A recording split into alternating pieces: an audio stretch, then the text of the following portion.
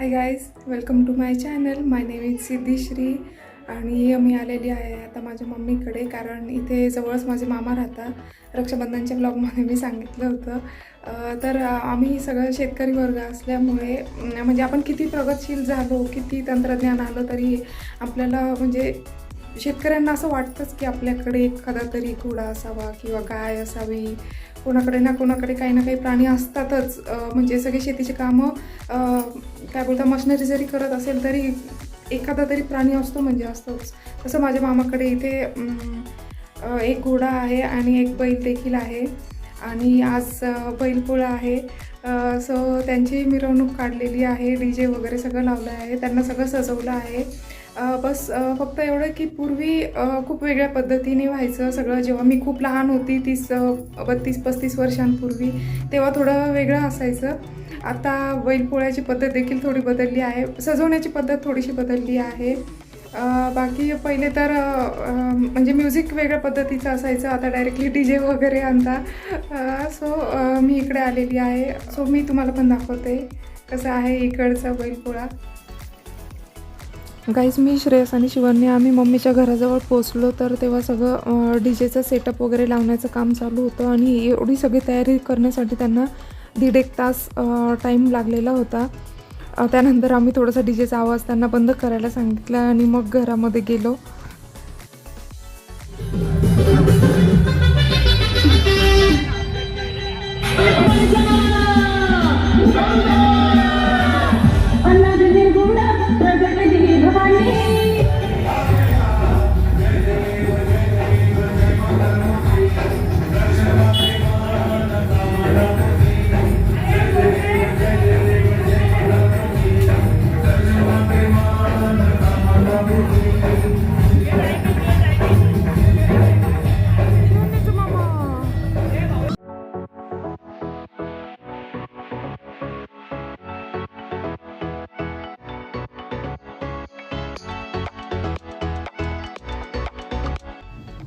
गाईस, हा माझ्या मामाकडे घोडा आहे आणि याचं नाव बादशाह आहे.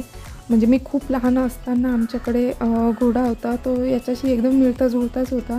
त्यामुळे याचं नाव देखील त्याच्या नावाशीच ठेवलं, बादशाह असं. मामा याला घेऊन आले तेव्हा हा जस्ट 9 महिन्याचा होता, 8 ते 9 महिन्याचा, आणि आता हा 8 वर्षांचा झाला आहे.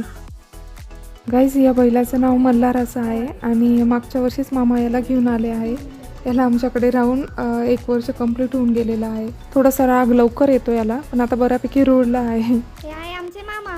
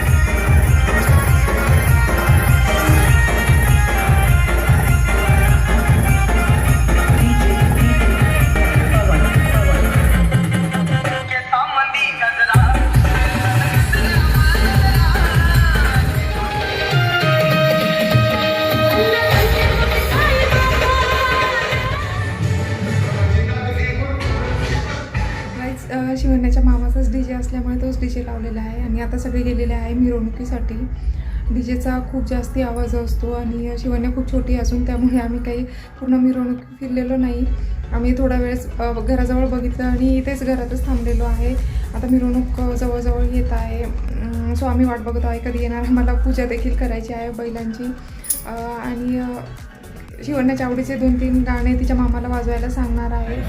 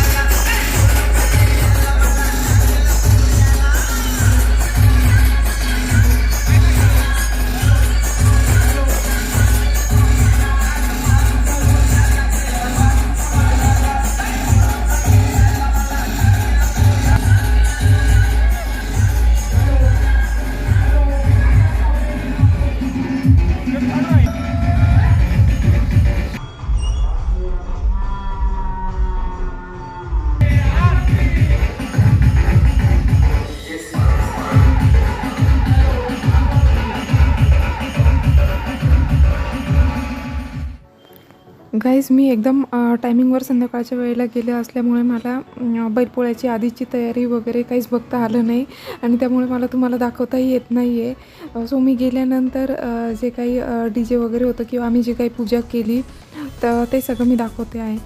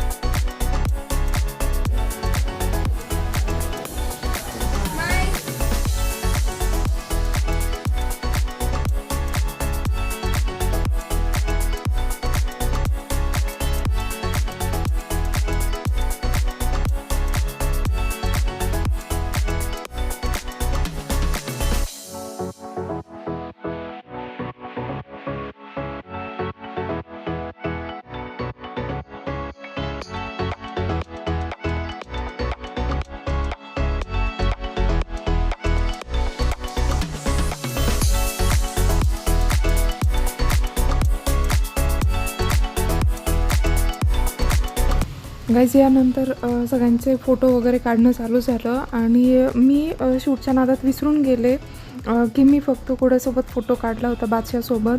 आणि म्हणजे जोडीसोबत फोटो काढायचा माझा राहून गेला. बादशाह आणि मल्हार या दोघांसोबत जो मला फोटो काढायचा होता तो फोटो काढायचा राहून गेला आणि मी माझी बहीण होती, मामी वगैरे होत्या आणि त्यांच्यासोबत गप्पा मारण्यामध्ये मी विसरून गेले.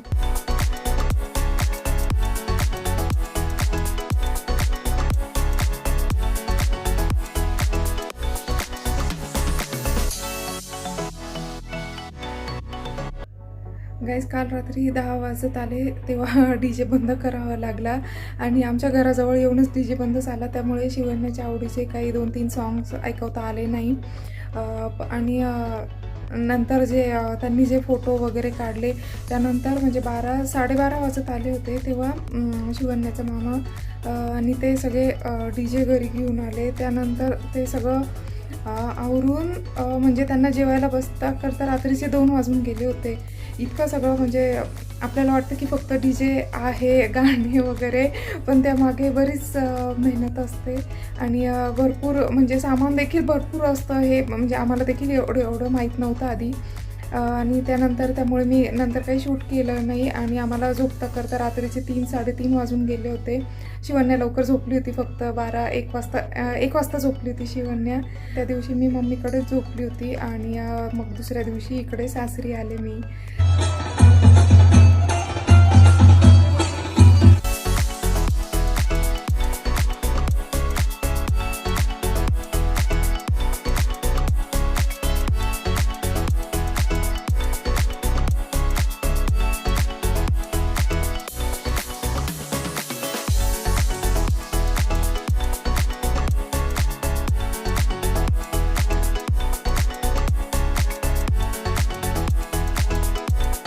गाइस, व्हिडिओ कसा वाटला कमेंट करून सांगा, लाईक करा आणि असेच सिम्पली ब्लॉग बघण्यासाठी चॅनलला सबस्क्राईब करायला विसरू नका.